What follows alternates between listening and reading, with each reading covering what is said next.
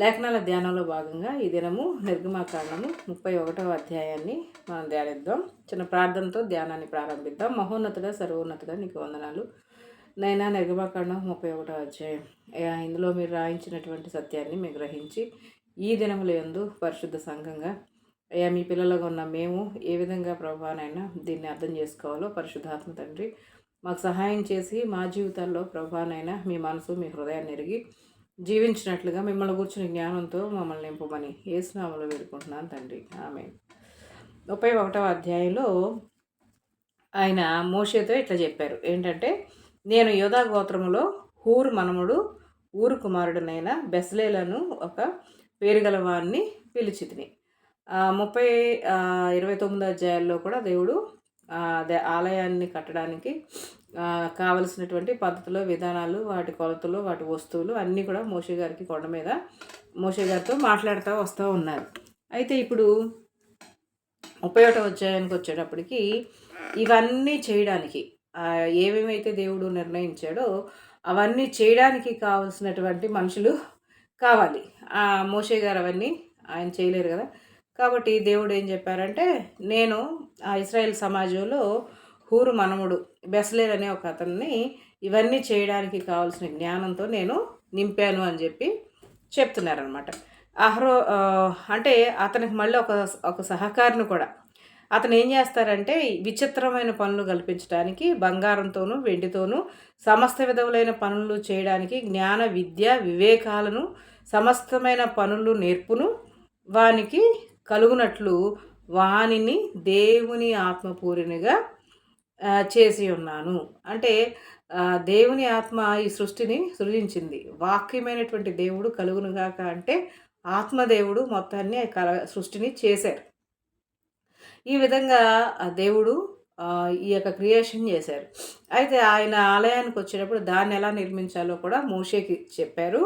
చేయడానికి కావలసిన మనుషులకు కావలసిన ఆత్మను, ఆ ఆత్మ జ్ఞానానికి వివేకానికి అన్నిటికీ కూడా ఆధారమగు ఆత్మ కాబట్టి వాటిని ఎలా చేయాలో బెస్లేలిని ఆత్మపూర్ణిగా చేసి ఆ పనిని చేయడానికి అది దేవుని సంబంధమైన పని, ఆయన చెప్పినట్టే అది జరగాలి. కాబట్టి ఆ జ్ఞానాన్ని వెండి బంగారాలతోనూ మిగిలిన వస్తువులతోనూ చేయడానికి కావలసిన జ్ఞానాన్ని బెస్లేలు యొక్క హృదయంలో మనసులో దేవుడు ఉంచారు. కాబట్టి అహోలియాబును అతనికి తోడుగా ఇచ్చాను. అంటే ఒక్కడికే కాదు, అతనికి ఒక జత మనిషి కూడా కావాలి అని దేవుడు ఆలోచించి అతనికి ఒక జత మనిషిని ఆ పనులు చేయడానికి దేవుడే ఇచ్చారు. తర్వాత నేను ఆజ్ఞాపించినవన్నీ చేయనట్లు జ్ఞాన హృదయాలు అందరి హృదయాల్లో నేను జ్ఞానం ఉంచి ఉన్నాను. అంటే మోషేకి పని అప్పచెప్పారు, చేయడానికి కావలసిన మనుషులను ఇచ్చారు, వాళ్ళకి కావలసిన ఆత్మజ్ఞానాన్ని దేవుడు ఇచ్చారు.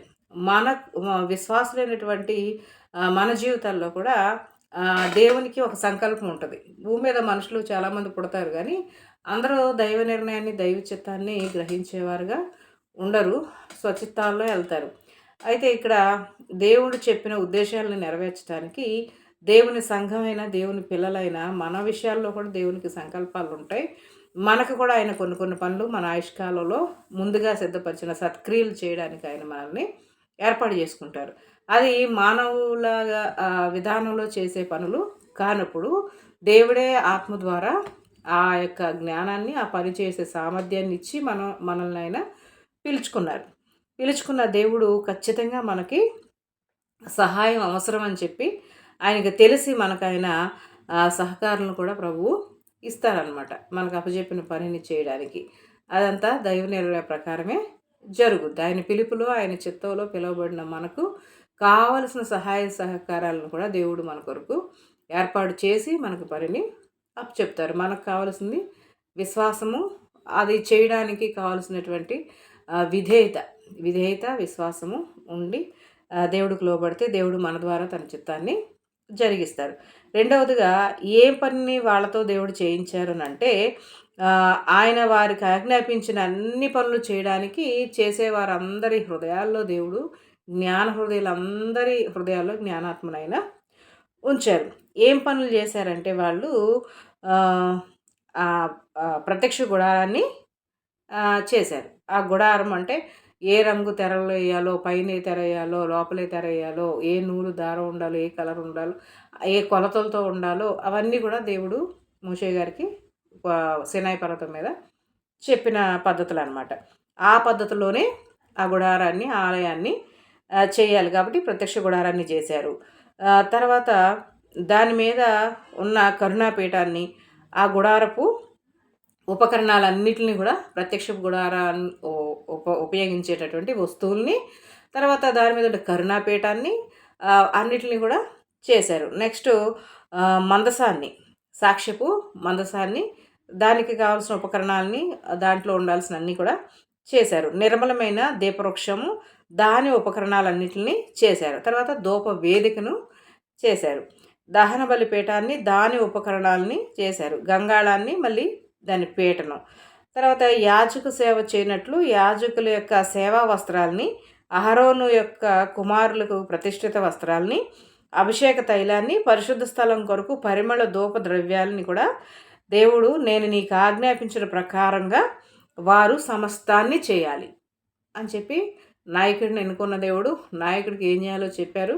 చెప్పి ఎవరి ద్వారా చేయించాలో చెప్పారు కదా. ఇప్పుడు నన్ను దేవుడు పిలిచినప్పుడు దేవుడు ఏం చేస్తారంటే నాకు కూడా ఏం సహకారాలు అవసరమో తెలిసి దేవుడు నాకు అప్పగించిన పనిని, నా విషయంలో కలిగిన ఆయన సంకల్పాలని, ఆయన ఉద్దేశాలని నెరవేర్చడానికి నాకు కూడా ఆయన ఆ విధమైనటువంటి నెరవేర్చడానికి కావాల్సినటువంటి జ్ఞానాన్ని, బలాన్ని, ఆరోగ్యాన్ని, తర్వాత వనరుల్ని అన్నీ కూడా ఆయన వనరుల్ని, ధనాన్ని ఏదిగా అన్నీ కూడా ఆయన సమకూరుస్తారు. మనం ఆ ఉద్దేశాన్ని నెరవేర్చకుండా, ఆ పనిని నెరవేర్చకుండా భూమి మీద ఉన్నటువంటి భౌతికంగా ఉన్నటువంటి మనకు జరిగే అడ్డంకులు ఏంటంటే మన శరీరము దేవునికి లోబడే స్థితిలో ఉండాలి. దహన బలి పీఠం మీద ఎలా అయితే ఆ యొక్క పశువు వధించబడిందో అదంతా కూడా దేవుడు మన కొరకు చేశారు.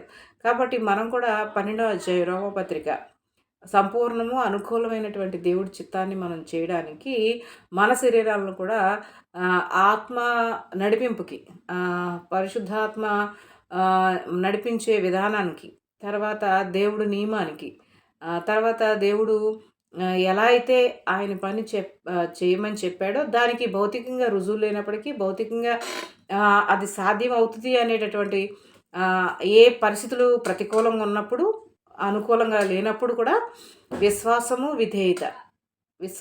విధేయత ఇది దేవుడి చిత్తం అనేటటువంటి జ్ఞానము మనకి ఆత్మజ్ఞానము చాలా అవసరం. కాబట్టి ఈ శరీరాన్ని దానికి లోపరుచుకోవాలి, పరిస్థితులు ఎలా ఉన్నప్పటికీ కూడా. దీనికి విశ్వాసము స్థిరముగా, బలముగా దేవుడి మీద ఉండాలి. దాన్ని జారడానికి, తప్పించడానికి ప్రతికూలమైన ఎన్నో ఉంటాయి. కాబట్టి భౌతిక దృష్టిని కొంచెం మనం పక్కన పెట్టి విశ్వాస దృష్టితో దేవుడి కార్యాలను చేయడానికి, ఉద్దేశాలను నెరవేర్చడానికి మనకి కూడా స్థిరబుద్ధి, నిబ్బరమైన హృదయం, విశ్వాసం, విధేయత అనేది చాలా ప్రాముఖ్యం. కాబట్టి ఇవన్నీ కూడా ఆయన మనకి ఇస్తారు, ఆ ఉద్దేశాలు నెరవేర్చడానికి ఇస్తారు. కాబట్టి మనం శరీర సంబంధాలు అన్నీ దృష్టి పక్కన పెట్టి మనం క్రీస్తులో ఉన్నాము, దేవుని చిత్తాన్ని నెరవేర్చడానికి భూమి మీద అనే విషయాన్ని మనం దృష్టిలో పెట్టుకొని పట్టుదలగా ఉన్నప్పుడు ఖచ్చితంగా మోషే ద్వారా సహకారులు ఇచ్చి ఆయన పని ఎలా చేయించారో మన ద్వారా మనకు కావలసినవన్నీ సమకూర్చి ఆయన చిత్తాన్ని, ఆయన పనిని ఆయన జరిగిస్తాడు. గుర్తుపెట్టుకోవాలి, పిలుపు దేవుడిదే, ఏర్పాటు దేవుడిదే, సహకారం దేవుడిదే, ఆజ్ఞ దేవుడిదే. మనకు ఉండాల్సింది విశ్వాసము, విధేయత.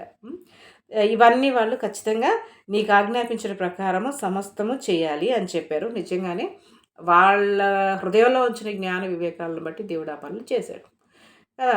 సమస్తానికి జ్ఞానం ఇచ్చేవాడు సృష్టికర్త ఆయనే అనమాట. తర్వాత 12-17 వచనాలు మనం చూస్తే యెహోవా మోషేతో ఇట్లెను, నీవు ఇశ్రాయేలుతో సమాజంగా నియమించినటువంటి విశ్రాంతి దినాన్ని కూడా పాటించాలని చెప్పి ఆజ్ఞాపించమని చెప్తారనమాట. మీరు సమాజంగా విశ్రాంతి దినాన్ని పాటించాలి. మిమ్మును పరిశుద్ధపరచు యెహోవాను నేనే అని మీరు తెలుసుకున్నట్లు తరతరాలకు కూడా నాకు మీకు ఇది గుర్తు అనమాట. కావున మీరు విశ్రాంతి దినాన్ని ఆచరించాలి. తర్వాత నిశ్చయంగా అది మీకు పరిశుద్ధము.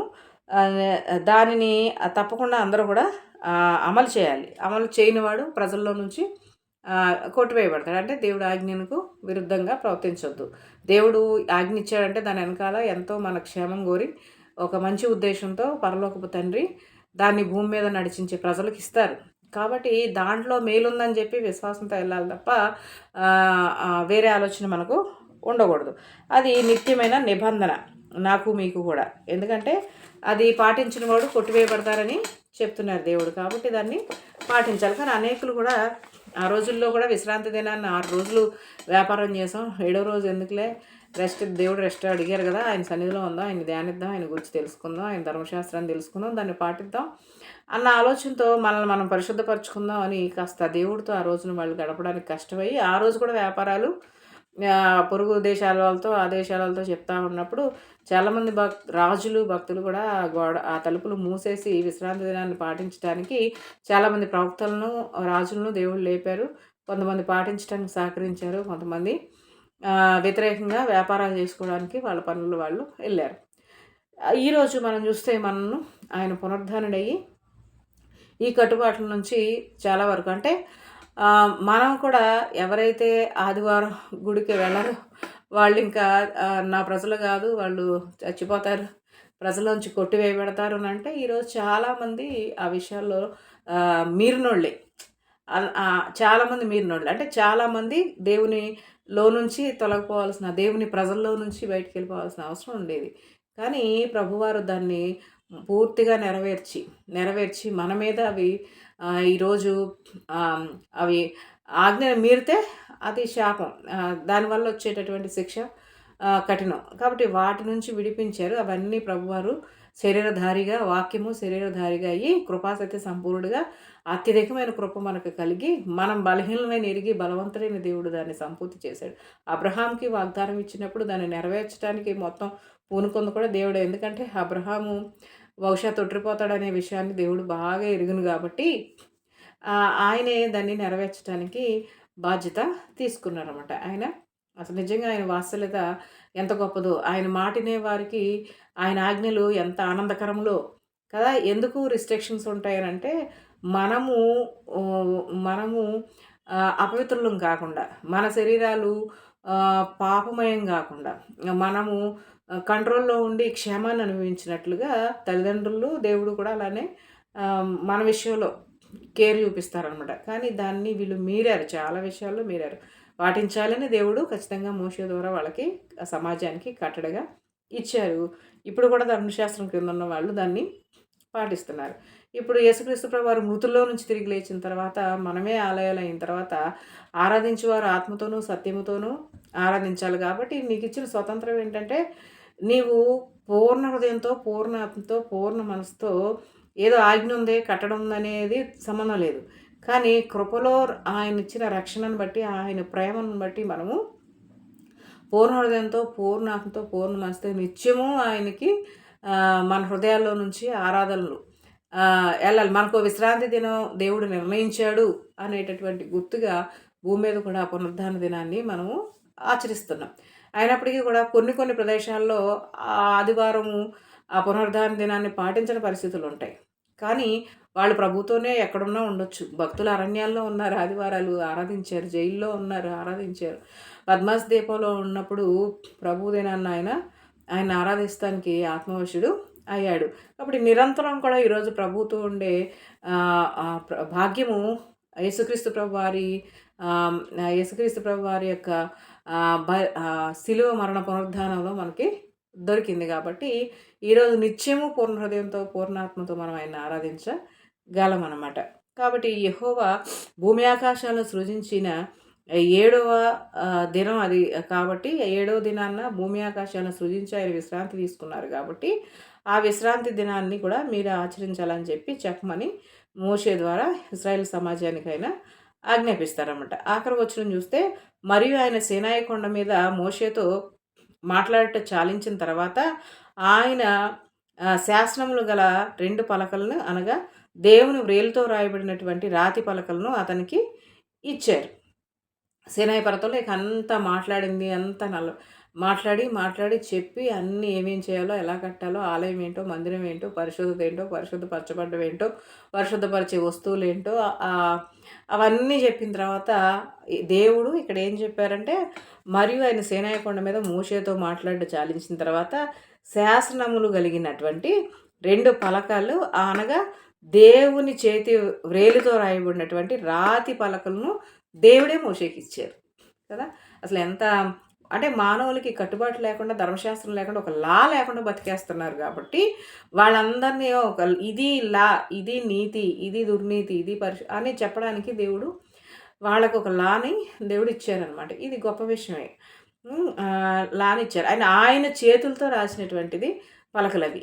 దేవుడు ఆయన చేతులతో చెక్కి, ఆయన వ్రేలుతో రాసినటువంటి పలకల్ని దేవుడు మోషేకిచ్చారు. ఆయన ప్రజల్లో క్రమంగా ఉండాలని, ఆయన ప్రజలు నీతిగా ఉండాలని, పవిత్రంగా ఉండాలని ఆయన ఎంతో ఆశిస్తున్నాడనమాట. కాబట్టి కృప ఉందంటే కట్టుబాటు లేకపోవడం కాదు. కృప ఉందంటే ఇష్టం వచ్చినట్టు బతకడం కాదు. కృప ఉందంటే క్రమం లేకుండా బ్రతకడం కాదు కదా! కృపలో దేవుణ్ణి ప్రేమించిన మనం వ్యభిచారం చేయలేంగా. దేవుణ్ణి ప్రేమించి ఆరాధిస్తున్న మనము ఇవన్నీ దేవుని ఆజ్ఞల్ని మీరి బతకలేంగా. అలా అనమాట. ప్రేమతో మనము కట్టడకు లోబడాలి. రెండోదేంటంటే అది మెయిన్ మన కోసమే. మన యొక్క క్షేమం కోసమే దేవుడు దాన్ని ఇచ్చారు. ఆయన చేతులతో రాసినటువంటి శాసనాలు కలిగిన పలకను దేవుడు సీనాయి కొండ మీద మోషే గారికి ఇచ్చారు. ఈరోజు కూడా మనకి క్రొత్త నిబంధన 12 మంది అపోస్తుల ద్వారా ఒక బోధన మనకి దేవుడు ఇచ్చారు. అది స్టాండర్డ్స్ అనమాట. క్రిస్టియన్ లైఫ్‌కి ప్రాక్టికల్ లైఫ్‌కి స్టాండర్డ్స్ అనమాట. ఖచ్చితంగా దేవుని ప్రేమిస్తున్న మనము ఆ పత్రికలన్నీ చదవాలి, సువార్తలు చదవాలి. ఈ న్యూ టెస్టమెంట్ అనేది, క్రొత్త నిబంధన అనేది మనకివ్వబడినటువంటి దేవుని మనసు, హృదయము, దేవుని యొక్క ఉద్దేశాలు, దేవుని యొక్క నీతి, దేవుని పరిశుద్ధత, ఇది దేవుడి మార్గం అని కొన్ని ఆజ్ఞలు, కట్టడలు కూడా దేవుడు మనకి ఇచ్చారు.